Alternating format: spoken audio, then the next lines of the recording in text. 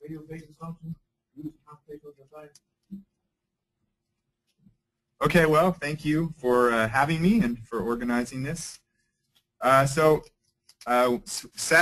told me to speak about something that I thought was exciting and that was challenging, and so that's what I hope I chose, and something that was appropriate for the students to see some cross collaboration with the geosciences. So I'm a mathematician, numerical analyst, and this is joint work that's done with my colleague Natasha Flyer, who's at the Institute for Mathematics Applied to Geosciences, also called IMAGE. You have to say it like that, not image, but IMAGE. And that's at the National Center for Atmospheric Research, or NCAR. That's right. So, okay. So, and of course, this work is gratefully acknowledged by 2 NSF CMG grants. Okay, so I have this is a tutorial. I thought we'd start slow since it's sort of the end of the day. So the first tutorial that I wanted to go through is, well, where is Boise State University, which some of you might ask. So this is us. We're right here in this building, the Norris Center. And so if you zoom out a little bit, there's where we are in terms of the U.S. And, well, here's Boise over here. That's in Idaho, by the way, the capital. And then as you go over, you zoom in and on the town, and there's the university area. Of course, what we're most known for, probably, besides, of course, mathematics, is the blue field for Bronco Stadium, where the Boise State Broncos play, number 4 in the country. Anyway, and then you see my building right there, which is aptly labeled the Math and Geosciences building. And if you zoom in closer, you see 2 people who might look familiar, and that's my building right there. So hopefully one day we'll have another picture of Dave and I under a sign for an institute that's related to math and geosciences. Okay, so enough with that tutorial. Let me give an overview of what I'll be discussing today. So I'll try to keep this short, as I know we're all ready probably for a beer and some food. So I'm going to give you an introduction to RBFs, and I'm going to talk about that via interpolation with what are known as radial basis functions, RBFs, as I mentioned. Then I'm going to talk about 2 sort of interesting and challenging problems, and then the solution that we've come up with in terms of RBFs. So the first is the shallow water wave equations on a rotating sphere, and the second is thermal convection in 3D spherical shells. So these are both geo-related applications. This the second one here is related to mantle convection. All right, and then the third, which I'm positive I won't get to because we're going to keep this short and sweet, is about some reconstruction and decomposition of geophysically relevant vector fields. But anyway, that could be a topic for later discussion. So radial basis functions are basically a way to interpolate or approximate data. And they differ from most standard interpolation or approximation schemes in that they work naturally for scattered data sets. And so the idea behind radial basis functions is, well, I'll show you a little cartoon image, but suppose that you have data sampled in, let's say, the XY plane. So these are data locations, and then this is the, let's say, associated function value at each one of those data sites. So, and what you want to do is you want to take a linear combination of basis functions that are radially symmetric. So here's a little picture of them. They're only dependent on a parameter r. And what you want to do is you want to take one of these and you want to shift it over to the data location, and then you want to rotate it. So you take one of these, you put it at this location, and you rotate it around. And then you do another one over here, and another one there, and another one there, and there, and there, and then you put them everywhere. And what you want to do is, now that you have these, you want to take some linear combination of them, which is just described by the summation form here, and you want to take a linear combination in such a way that the function, the interpolant here satisfies that at each data site it matches the function values that are given to you. Okay, and so we have this little norm here. Sorry, I'm shaking a bit, too much coffee, not enough food, but the norm here is just defined as the standard Euclidean norm, so distance measure. Okay, so anyway, you take a linear combination of that, and then you get a surface.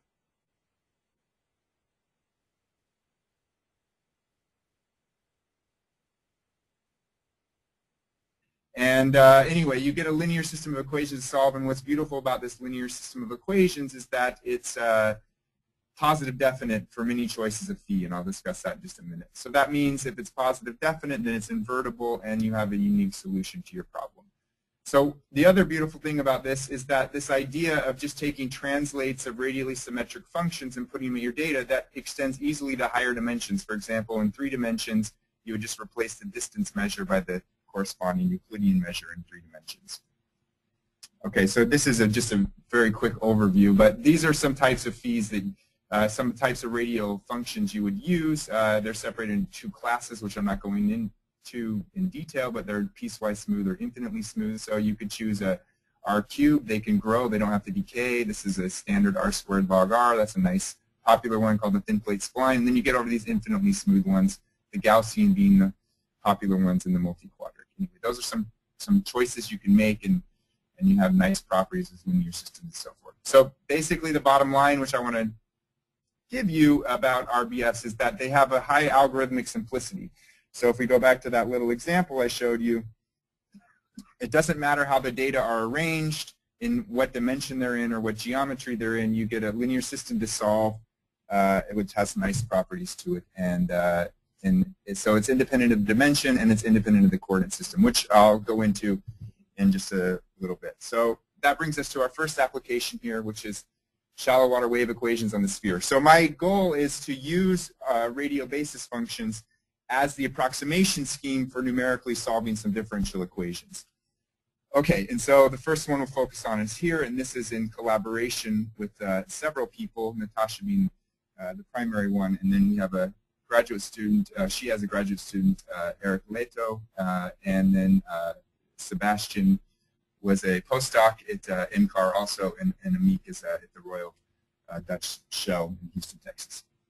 Okay, so let's look at radial basis functions for spherical geometry. So I discussed radial basis functions in terms of interpolation. If you were to do it in terms of a 3D, so this is a 3D example of interpolation. Now, you have X, Y, Z data, and the color corresponds to the function that would be given to you. And if you wanted to interpolate there, versus if you had data that was on the surface of the sphere, you wouldn't change anything around. That is, when we have data on the surface of the sphere, I keep radial distance straight through the sphere. I don't use great circle distance or anything like that. Okay. All right, so what's interesting about RBS is they don't require any sort of grid structure to them. And so one might ask themselves is, well, if you don't require a grid on the sphere, then how might you want to arrange your points? And this comes to a classical problem in mathematics, and how can you arrange points optimally on the sphere? And so here's just a couple examples of different point sets that are arranged on the sphere that are quasi-uniform. And I'm going to focus on this, which is called the minimum energy distribution. Those are the ones we'll be using.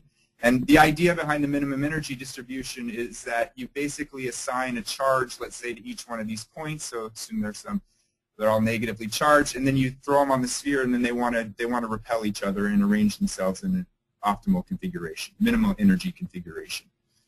All right, so we have someone in the audience who's done some great work on this, Doug Harden, and there's some just classical stuff related to this, and still ongoing on how you arrange points on the sphere in an optimal way. Okay, so now focusing on what the shallow water equations are, if you've never seen them, but they're the basically a model for the nonlinear dynamics of a shallow, hydrostatic, homogeneous, and inviscid fluid layer. So here's a little 2D picture of what the shallow water wave equations look like. So you have a height variable that you're sort of tracking, and then there's going to be a velocity field describing how this height field is translating. Okay, so the shallow water wave equations, we heard about GCMs in an earlier talk, and so GCMs, general circulation models. So at the core of most of these GCMs is the shallow water wave equations. They describe the nonlinear horizontal dynamics of the atmosphere. So they form what's called the dynamical core. And if you can't solve these set of equations, then you might as well forget about your numerical method being able to do anything related to climate study. Okay, so they're the idealized test bed for all horizontal dynamics in global climate models. All right, so this is the equation. So this doesn't have this. So as I mentioned, RBS are independent of a coordinate system. All they care about is points scattered on the sphere. And so what's nice about that is that if you looked at the shallow water wave equations, here they are written out in sort of momentum. So here's the momentum equation, here's the transport. If you look at them in spherical coordinates, they pose some serious challenges in spherical coordinates, and that is because spherical coordinates have an inherent pole singularity to them. But since RBFs don't care about coordinate systems, what you can do is you can write the entire shallow water wave equations into a Cartesian form. And I don't want to focus on that, but this is basically what they look like. This has no singularities to the poles. It's entirely smooth over the sphere, and that's the type of thing we focus on. So this is just a brief overview, and I'll go quickly through this. But the way that we solve this equation is as follows. We sort of discretize the sphere using one of these optimal node configurations. And then what we do is approximate all the continuous differential operators that you see in this equation point-wise at these locations. And then we we replace the continuous differential operators with discrete versions, plug them into the equations. Once they're discretized, we have a system of ODEs that we can step forward in time. All right, so this is sometimes called collocation method of lines. Anyway, let's look at some just demonstration of the method. Here's a numerical example. So for all shallow water equations, there's a standard set of test suites that one has to solve. Since there's no analytical solution to these equations, there's several test cases that are proposed, and you sort of have to go through these test cases. Here's one in particular. So what this test case is you actually add forcing terms onto the shallow water wave equation, so you have an exact solution, and then you compare your numerical solution against that exact solution. And what this numerical example shows is basically you start with a westerly jet that's indicated here, and you put a trough right in this, and then all this trough does, the forcing terms just make this thing rotate around the sphere and come back to its original configuration. So no deformation whatsoever. It just goes around the sphere and then comes back, and you want to see how accurate you can get that configuration. And so here's some results from our model. Basically, this is n represents the number of points that we used on the sphere. You can see how the errors go down. You run it for 5 days. That's once around the sphere is 5 days in this case. And so you can see as we increase n up to 5,041, you can see that the error drops significantly, and it drops very rapidly. In fact, if you plotted this on the appropriate scale versus n versus or error versus n, you would see exponential convergence, which is very nice. So over here, we just have a little plot of the error, and you can see that it's all localized basically where the trough is also. Yep. They're RBFs, so they're multi-quadric, I think is what we used in this case. They could have been Gaussian, I can't really remember, but it didn't really make that big of a difference. So, all right, so if we compared this, of course, with some other methods, here's our RBF method. We're comparing this against, let's say, spherical harmonics. So that's a classical method. We heard a bit about spherical harmonics in the first talk today. And another method, which is double Fourier. This is based on a latitude-longitude grid. And then there's the popular method these days, the spectral element method, which is based on the cube sphere, which we also heard about today. So in the comparison, what we're looking at is degrees of freedom. That's basically n, the number of nodes used, or the number of degrees of freedom. And then you have a time step that sits over here. That's the time step used in the simulation. And then we look at the relative L2 errors. So if you could see compare versus the RBF method, I don't know if everyone can see it in the back, but the errors here for the RBFs are on the order of, well, for 4,096 nodes are on the order of 10 to the minus 6. For 5,041 on the order of 10 to the minus 8. So comparing those to the other results that are published in the literature, well, for basically for smaller numbers of node sets, we're getting higher accuracy, and we're being able to use a smaller time step.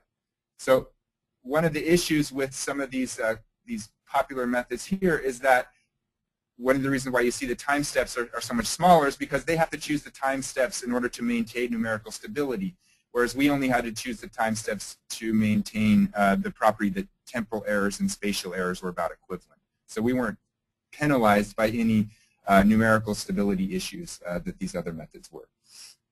And this just gives some runtime results, not too important. Anyway, but I wanted to move on is the scheme that I just discussed is more computationally expensive as it's a global method in that it uses all the data from around the sphere. And so what we really want to get to is a method that's more localized, that's much faster. So the method that you just looked at was about order n squared. It took about order n squared operations per time step, which is way too expensive, especially as you ramp up n to be very, very large. So in this new discretization scheme we're looking at, it's called the RBF finite-difference method. What we're looking at is taking only local approximations to your data on the sphere. So here shows 4 basically local approximations. So what we're interested in is at this square, what we want to do is we want to approximate the function, and then we want to calculate its derivative using only the surrounding node points here. This just shows 4 different examples of that. What you do is you take the approximations that you get, you shove them into a matrix, and now you have a very sparse approximation to the differential operators that would appear. So this is very similar to how finite differences are constructed. The key difference is that this works for scattered nodes. That is, you don't have to have the nodes located in any type of grid system, and it results in a fast and scalable method. So let me just present a couple results on this new method, and this next numerical example I want to discuss is what's referred to as flow over a conical mountain. This is test case number 5, if anyone knows these test cases from Williamson. So the idea behind this test case is very simple. You basically start with pure zonal flow. So you have zonal flow here. What we're visualizing here is the height field. You can think about that as the pressure if you want, multiply it by the gravity, and you have what's essentially pressure. So you start with a nice, beautiful zonal flow. And then what you do is you shove a conical mountain the size of North America up into the flow field. Okay, and then what you want to see is what happens to the flow with this conical mountain that sits here.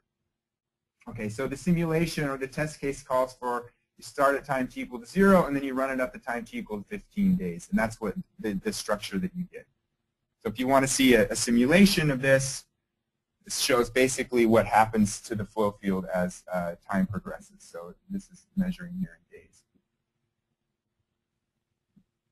So you can see there's a bunch of these small waves, these inertial gravity waves that form, and then you get these nice wave patterns that form in the pressure. Okay, so that's basically the test. Run for 15 days and then look at the results. Now this has no analytical solution. And so then to see how well you did, you have to take a reference solution and then compare against that reference solution. So that's what we did with our method, and this is the results from that comparison. So what we did is we took actually 3 reference solutions. The first is based on a spherical harmonic. This is the NCAR standard community model. It's based on a T426. That's a very high spherical harmonic run in this model. So that's a reference solution. First one we used. Then we also use one based on this what's known as the discontinuous Galerkin, the DG method. That's a new model at NCAR that's quite popular now, and it's based on a spectral element cube sphere method. And then we took also our RBF, basically showed method. So as you see, sonic model, you can see everything flattens out. In fact, what we found is that even the spherical harmonic model doesn't converge to itself. Okay, so it flattens out. So that's not showing that it's, as you increase the resolution here, you're not getting any closer to resolving the physics underlying it. So but if you take the discontinuous Galerkin model or the RBF finite difference model as a reference solution, then you get this nice convergence. And it looks like we're recovering, hopefully, what the true solution should be. Yes? Yes, n is the number of nodes. That's right. Total number on the sphere. Yep. Yeah. Well, yes. Okay. So one of the issues with this test case, which I didn't mention, is that it's only a C0 mountain that you throw in here, so you're going to get lots of Gibbs type phenomenon that occur, and so yeah, basically you can't converge to the actual solution with that. Okay, so the next comparison I want to show is error versus runtime, which is a very important comparison to do. So here we want to look at what's the error versus the runtime for this model. So what you want to be, obviously, is you want to be in this part of the region. You want smaller errors for smaller runtime, right? That's what we would all like to get. So this shows you the results of our model here. We're comparing against this discontinuous Galerkin model. And you can see that as we increase the resolution, this is about a 400-kilometer resolution that's measured at the equator. Start here, going down to about 120 kilometers. You can see that we're getting very good errors, and the runtime is very, very small.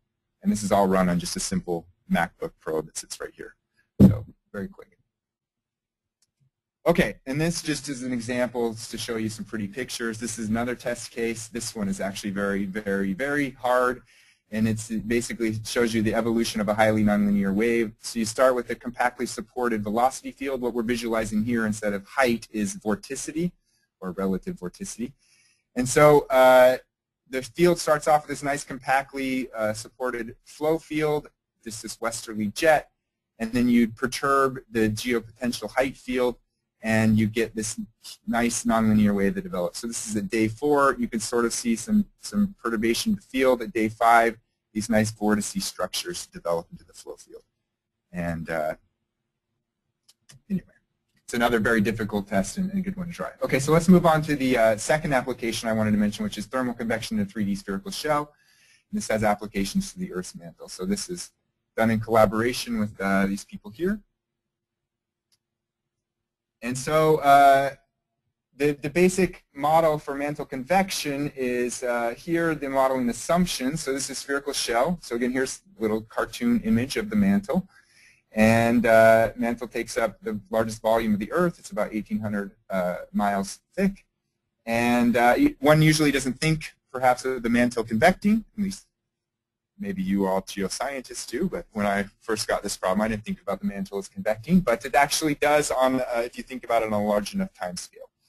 Okay, so it's a very viscous, models a very viscous fluid, and the set of equations that one comes up with, well, there's a continuity equations, then there's a momentum balance equation, which are basically Stokes equations, and then you have an energy equation for the temperature. So the idea here is that the core is hot.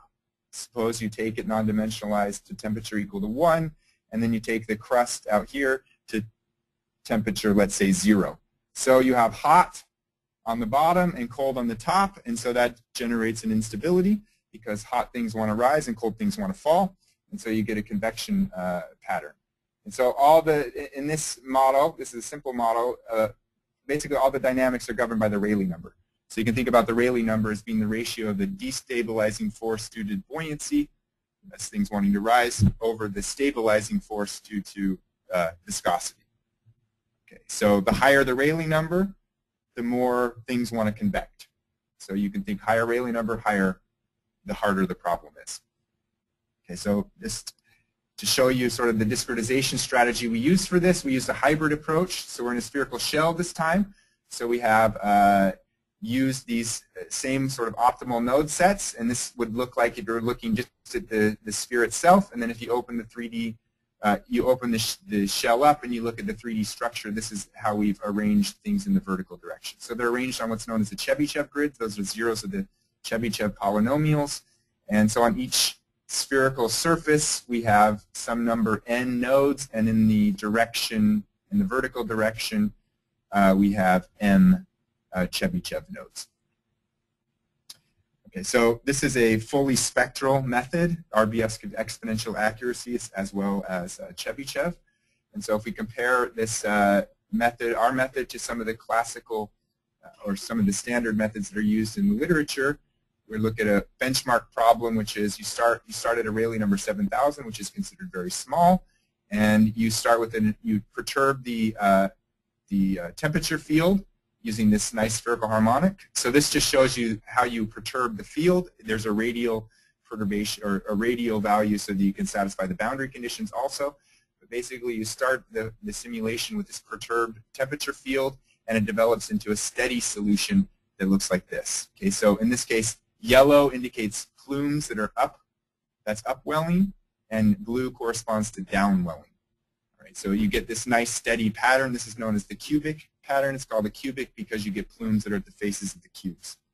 Okay, there's another one called the tetrahedral pattern, where you get plumes that are at the faces of a tetrahedra. Okay, so if we compare this method, our method, versus some other standard methods, what we compared here is, again, number of nodes used, number of degrees of freedom, and then we compared some scalar quantities. So we have the Nusselt number. The Nusselt number is just the ratio of convective to conductive heat transfer across a boundary. And when there's no internal heating in these steady solutions, what you should see is that the Nusselt number on the outer surface and the Nusselt number on the inner surface should be the same. All right. And then we have vertical velocity, this is RMS of the vertical velocity, and then we have an average temperature field that we look at. Okay, so if we compare again number of nodes, and then we look at the values that we get, well, let's look. So the sort of the standard and the one that's accepted in terms of what's correct, again, there's no analytical solution, is the one that sits here. So what this model comes from is basically, this is a spherical harmonic model in the lateral directions and a finite difference model in the radial direction. And what they did was run this model through several grid resolutions, and then they extrapolated the results out from that. Okay, so this isn't actually a model run, it's an extrapolated of what the values should be. And when we looked at the extrapolated values for what they gave, then we found that we hit exactly the numbers right on for what they were predicting. Okay, so we missed this one here. This should be a 1, we got a 0, and this was a 7, and we got an 8. But it's a far out decimal place. And again, if we look at the number of nodes we use 36,800. And, well, if you compare, that's far less than any of the other methods, and they're not doing anywhere close to as good. So 7,000 is a bit boring. So if we bump up the Rayleigh number to a bit higher, and then we could do a little comparison.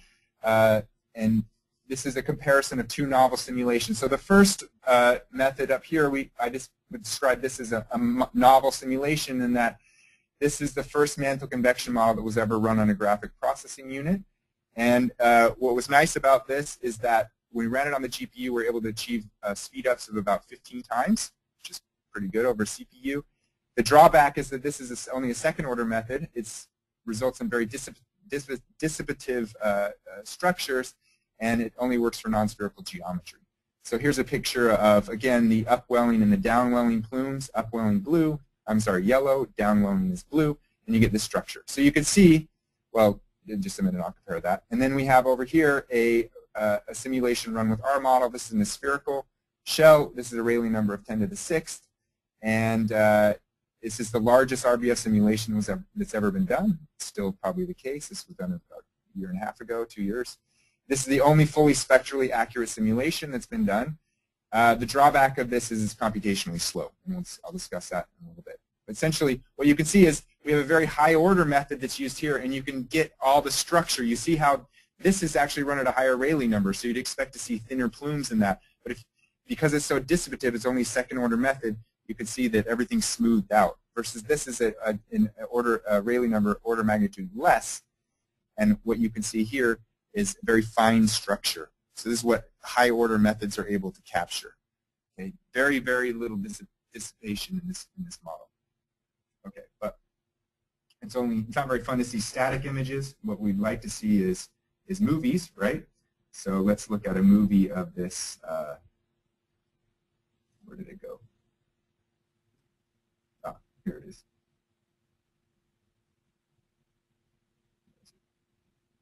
Okay, so here's a movie of that simulation at Rayleigh number 10 to the 6, 1 million.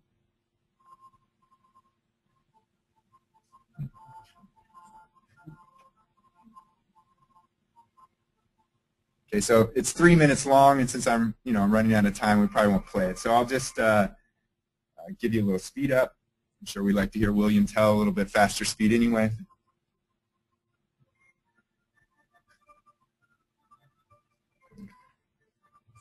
And then maybe 1 time faster. So now the Lone Ranger is riding very fast, and everything is convecting.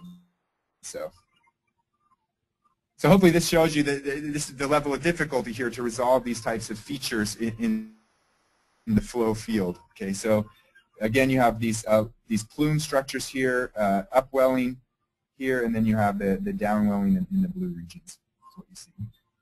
The red indicates the core, which I should have mentioned before.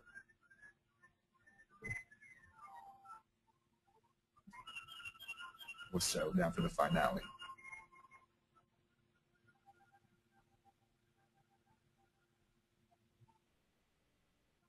Okay, so what I should mention is that this simulation in terms of Earth time is run up to about 4.5 times the age of the Earth. So this is quite a significant simulation.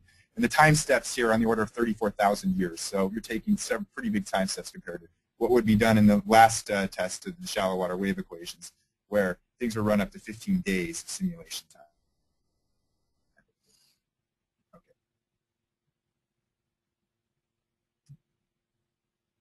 All right, so this is just some things we're doing with this model right now. Is because it gives us it's spectrally accurate. You can capture these small scale features. What we decided to look at, this was sort of an accident, but we're looking at some investigations of low Rayleigh number instability. So this is maybe an important lesson for the graduate students. But if you ever use spherical harmonics, there's about, well, maybe at least five ways to normalize these things. If you don't get the normalization correct, depends on which community you're working in, how the normalization is done. But if you don't get the normalization correct, then you get different terms. Obviously, you get scalings that would be different. So if I added y40 to 5/7 of y44, but I changed the scaling, that is, I didn't use the right normalization, I wouldn't get the right perturbation field. Okay. And so I used the wrong normalization. When I ran the simulation with the wrong normalization, what I found was I went into this time-dependent behavior, whereas I was at a Rayleigh number that said everything should be nice and steady. Okay, so after further investigation, what we discovered is, well, suppose we took the standard cubic test case, which is basically this combination of spherical harmonics, and now we just perturb this term that sits here. This is the 4-4 term. You just add a small amount delta. So when delta is equal to 0, it's a standard cubic test case, but now suppose we just make delta some non-zero number.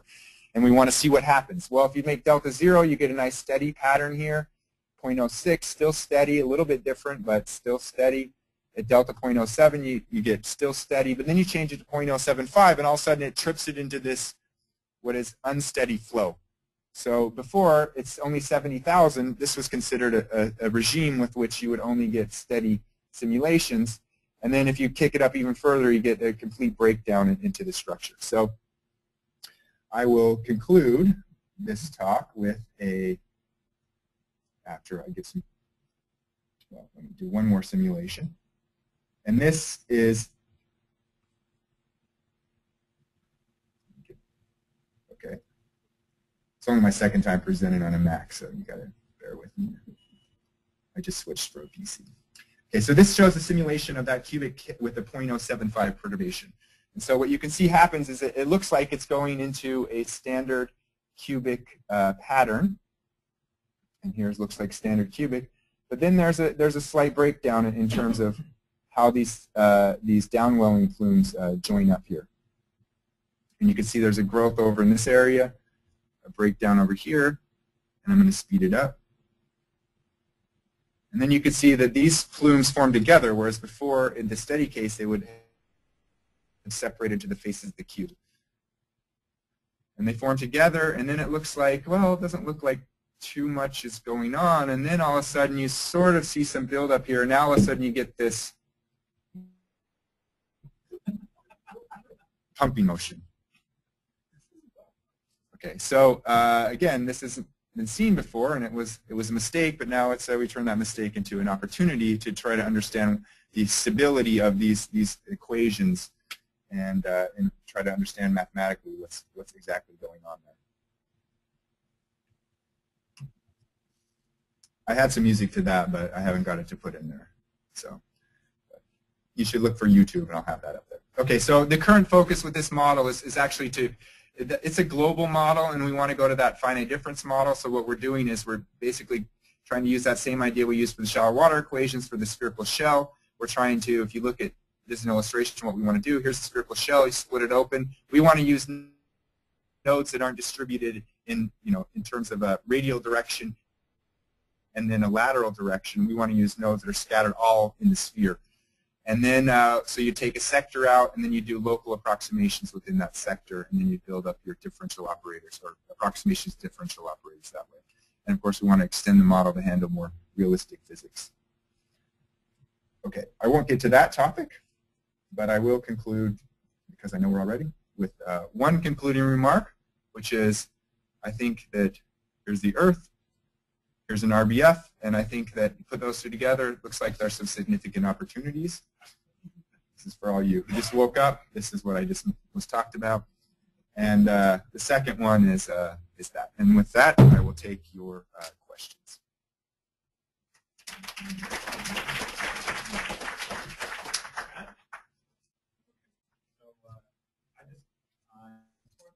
You talked about the kind of sparsified RBF. Those those aren't RBS with kind of growing. Yeah, they are. They are. Yeah. Just cut them off. No, you're only doing a local approximation on the, so you're only, instead of using all the nodes on the sphere, you just, yeah, right. It's like, you know, if you had a two-dimensional grid and I only chose, you know, 5 points, I would get a standard finite difference approximation. No, now it's dropped down to algebraic, but we can use large enough stencils to where we get to, you know, let's say 8th to 10th order, which is still pretty good. Yeah. Yeah. Question? I'm curious about discrete conservation Mm-hmm. and perhaps what happens with shocks. So you have shallow water there. Yeah. And you seem to be resolving the gravity waves. Therefore, you get shocks in finite time. Yeah. Is that causing you problems? Well, like every scheme, it causes problems, so yes, it's causing us problems. And in terms of conservation, yes, that is also an issue, which we haven't addressed, but those are certainly things to look at in the future. So, yeah. Have you compared the results you have for shallow water with the icosahedral shallow water results that we published about 10 years ago, also doing the test suite?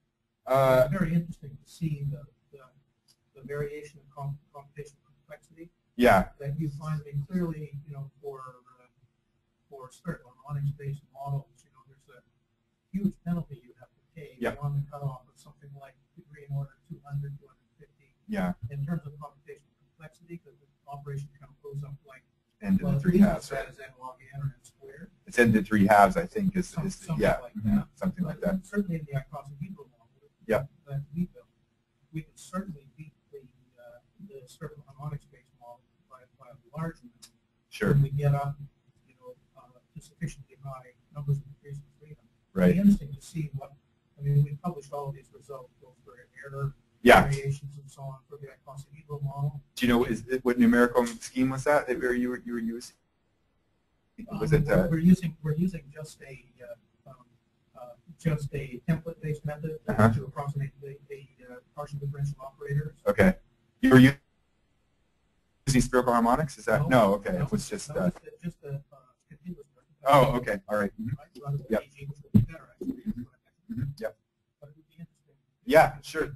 So. This stuff is published in Journal Computational. Okay. Yeah, I'd definitely be interested. So our comparison here was on there was like basically the high order methods that are out there, but we'd certainly be interested in. And in fact, in our simulation, we used icosahedral nodes when we had to get up to, you know, up to hundreds of thousands. You get up to the 655,000 or something like that. Yeah. Perfectly homogeneous covering the sphere, which is a nice problem. Yeah, actually, is that true that you get perfect homogeneous covering with the icosahedral nodes? Yeah. But in the limit of continuous bisection of the sides of each triangle, when you go up to higher and higher levels of covering, it does asymptote perfectly uniform covering. You get a non-uniform density. So it's a slightly non-uniform density that you first. And some of the triangles will have slightly different. Well, I mean, because you start off basically, you know, at the lowest order in covering, you start off with pentagons at the nodes of the original icosahedral nodes, and the others, and all of the other nodes are hexagonal surroundings, right? Yeah, but the triangles, we talked about this, that the triangles, say, at the center of the big triangles versus either near the vertices or near the boundaries, they'll have slightly different sizes. We should discuss this. Yeah. For instance, the Grimm's development is the wavelets on in the wavelet community that's it's known that I can show you this. I mean, if you're doing, say, bisections, spherical bisections, then yeah, you definitely get different density. Just at the first level, when you bisect a big triangle, the center triangle will have slightly different areas than the three corners. And so then you have the same numbers of... But the argument is in the limit. Yeah, but in the limit of the covering.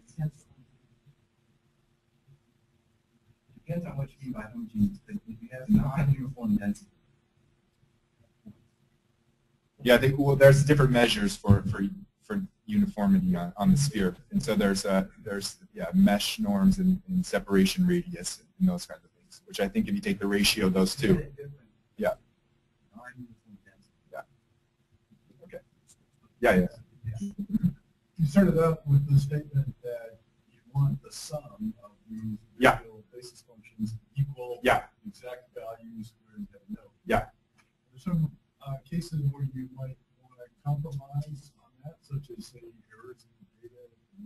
Yes, definitely. Yeah. So that brings up the idea of approximation versus interpolation. So in terms of solving differential equations, we're strictly interested in interpolation because we're assuming no noise in the data. I mean, you basically start with initial condition and propagate it forward.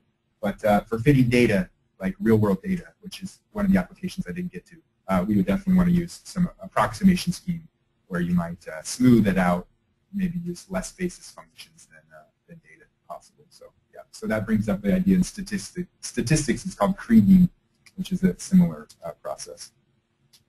Yeah. To covariance shapes that wouldn't necessarily be weighted. Right? Yes. Yes, if you don't use an isotropic distance measure, you can add in a weighted distance, and then you can add in non-isotropy or anisotropy. How's that? So yeah, so that's a popular thing in statistics to do too. So yeah, question. How you choose the diameter of each base function? Is that the size of the independent problem you pick up independent the diameter of the function? Or is that means the diffusion at input? Yeah, that's a hard question to address. How to pick the shape, the size, the width of the basis function. So this was sort of done, I wouldn't say by trial and error, but when you've done it long enough, you know what to choose. And but it's a topic of increased discussion on how that width should be chosen.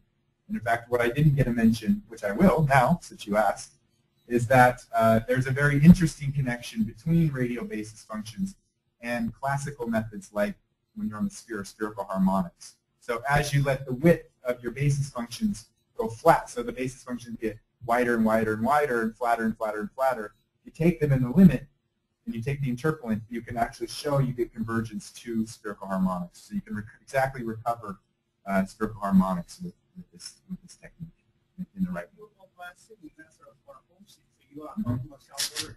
Yeah. Sure. As it stands now, that's a topic of again, interest. Whenever you get boundaries, it always creates issues. So, but certainly with a global method, you would have things like Runge phenomenon that you would have to deal with, and but there are the RBS provide an immense amount of flexibility in that you can change their width, the width of the basis functions, and you can do it in such a way to try to combat that the Runge phenomenon.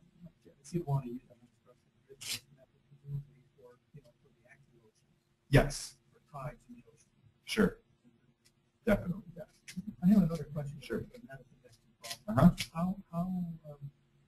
hopeful are you that you'll be able to handle quite strong lateral heterogeneity and viscosity this method? I'm always hopeful. Spectral models, of course. Yeah, I mean, with the so we're going to go to this local model like most, and then with that a local finite difference method where we're sort of approximating things locally. And with that model, of course, I'm very hopeful that we'll be able to capture these things. I have no idea yet because we're still just trying to get the constant viscosity down. But anytime you have strong variations in those terms, it makes every every problem difficult with that. I mean, that's a physics. The physics makes that problem hard. So. Yeah, it's going to be a challenge. Is there a question back? No more questions at 6:30? Okay.